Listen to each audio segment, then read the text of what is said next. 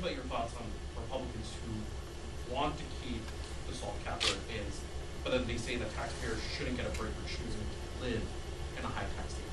Do you agree with that, or do you think it's fair for Republicans from other states to say something like this? Yeah, states like New York and New Jersey and Connecticut and Illinois and California are donor states.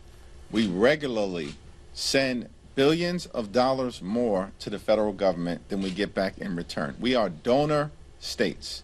So we're not going to be lectured by people who are actually in what has sometimes been referred to as taker states, who actually receive more money every year from the federal government than they send in terms of taxpayer dollars, as to what is fair and what is right.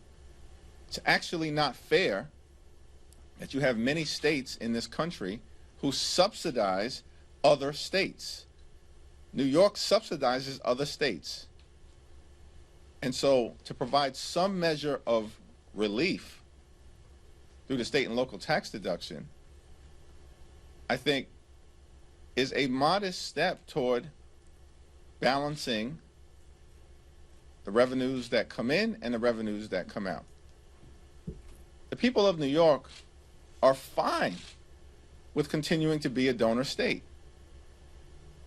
But it is unfair to cap the state and local tax deduction at $10,000.